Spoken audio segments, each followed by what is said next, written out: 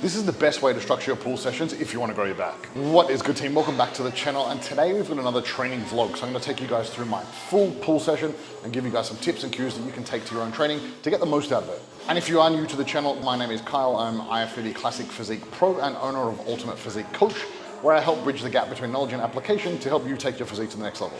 So when it comes to designing the perfect pull workout, you only really need a handful of movements executed really well. But this is where most people get it wrong, doing a ton of exercises to make up for the lack of execution in order to try and get some more stimulus to their back. So I'm gonna explain to you guys exactly what I'm doing in my training and give you some helpful cues and tips in the hopes that it helps you guys get the most out of your training. So without further ado, let's jump into today's session. All right, so kicking off exercise 1, the single arm or unilateral cable row. Now this is a fantastic movement to bias the lats in that horizontal pulling position. So I just want you guys to take note of the setup here. I'm using my same arm, same leg. So I'm really trying to anchor on that left side, for example, when I'm rowing on the left side. It allows me to just keep my torso nice and rigid, and then only allows my shoulder to stretch, to take my lat into a full stretch, rather than doing the opposing side where you would typically rotate your whole torso, which doesn't necessarily increase the stretch on the lat, it just kind of changes the demands of the movements. So the other thing I want you to take note of here as well is just the elbow path. This being a more lat bias movement, I'm really trying to keep the elbow path close to my torso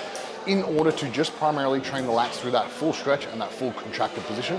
Whereas if I was doing a normal seated cable row, I would have my elbows out more at a 45-degree angle, which would train more of the upper back and rear delts as opposed to the lats specifically. So with the single arm movement, we can find positions that allow us more range and allow just more tension to a specific muscle group rather than just a broad range of muscle groups. So when you are doing this movement, I want you to really think about dragging the elbow towards your hip rather than just swinging or using momentum to get the load from A to B. So on to exercise number 2, which is our unilateral lat bias pull down. So exercise 1, we had that single arm lat bias row. This is just an opportunity to train the lats more in that vertical position. So when we know about training lats, we can train it both in that horizontal arm path with the seated row variant, and we can train it in that vertical arm path more with those single arm pull downs. These being a great alternative, especially in a gym that doesn't have like adjustable pulley cables, because I find sometimes the cables can get stuck and they don't really twist to a certain angle. So this being on the bench, we kind of have two benefits here. First being that we can use the bench for stability, and the second being that we can kind of set the cable to a position that allows us to kind of stretch the lats into a more advantageous position, but also just to find positions that feel better in order to direct stimulus to the lats specifically. So a couple of cues or tips for you guys to get the most out of this movement is when you start the exercise, I want you to think about being in that fully stretched position, not rotating the torso too much just to get more range, but essentially just keeping the torso locked in with a slight lateral flexion, allowing the lat to fully stretch and around, letting that scapula kind of move across the rib cage freely. When you get to that full overhead position, just where you feel like the lat's kind of let off, that's your end position. And as you come back down, think about dragging from the elbow down towards your back pocket so you do get a nice, big, deep contraction at the bottom of the movement. And I suppose the big thing with this movement as well is just to avoid using too much momentum. It's not an exercise that you need to load very, very heavy. You're only training pretty much one muscle group here. So using precision with your execution is paramount. We want to get to the end of the range, dead stop, squeeze down into that bottom position, get a nice deep contraction in the bottom, and then keep all of your rep tempos very, very similar. So your first rep should look like your last rep on every single set. So we are on to exercise number 3 of this session, the single arm cable lat pullover. Now this is very lat heavy this session, so if you do want to bias your lats, I think this is a fantastic exercise to have into your programming, whether it's at the start of the session, whether it's at the end of the session, really up to you, it depends on your program setup. But the single arm variant I find very, very effective to train the lats, especially the bigger and wider you get as well, because most fixed implements like a pullover machine are pretty rigid in their setup, so you can't really change them too much. Even when you use a cable and you use like a rope, for example, or a B strap, it's still quite narrow. So I find having like a shoulder width grip more advantageous. So it would typically be like a straight bar pullover might be my preferred sort of movement. But in this case, I just find single arm being a little more direct stimulus to the lats because I can find positions that just feel a little more comfy. I can get my torso in a position with a little bit more lateral flexion and a slight bit of rotation where I can stretch the lats a little bit further. And I can get access to a little more range of motion in that shortened position. So all in all, a fantastic movement to train the lats throughout its entire contractile range, and one that I would typically give to any of my clients, myself included, who are interested in biasing their lats or getting a wider back.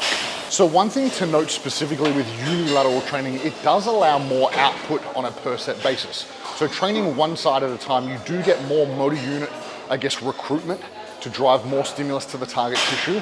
One caveat to that being, it does take a little more time when you are training to do unilateral movements, but the benefit is you don't have to rest as long. So you could simply just bounce from left to right with very little rest in between. But I do feel unilateral is a better alternative in some instances to gain more access to those hypertrophy outcome or hypertrophy stimulus, provided the program allows for it. So for me specifically in this structure, the volume is quite low. So the sessions actually don't take me very long. So having some single arm stuff in there isn't a real sort of time issue when it comes to my actual training.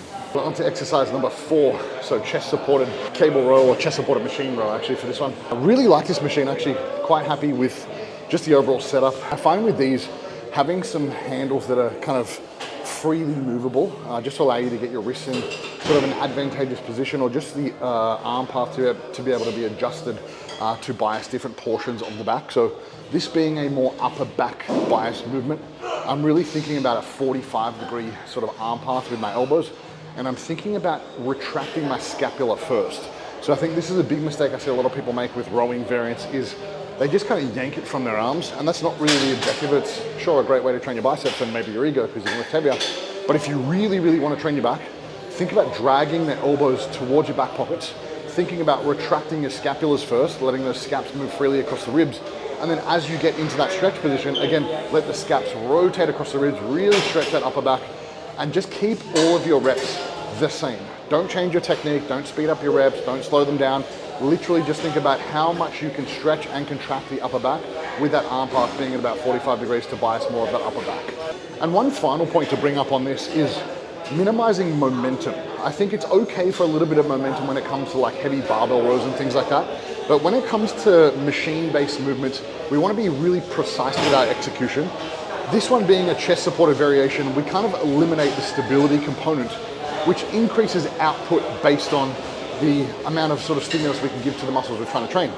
So instead of like swinging around and moving up and down as you do the rep, think about keeping your chest glued to the pad and keep all of the movement or momentum coming from the elbows and the scapula.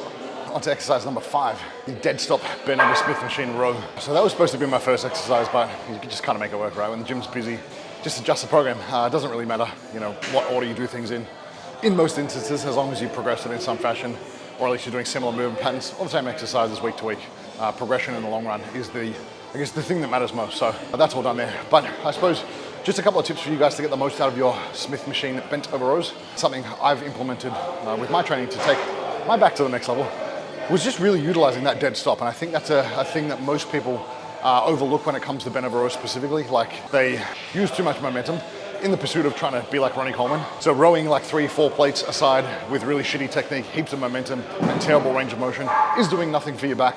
It's only stroking your ego. So if you want to get the most out of those bent over rows, dead stop at the bottom every time, so you standardize that range of motion.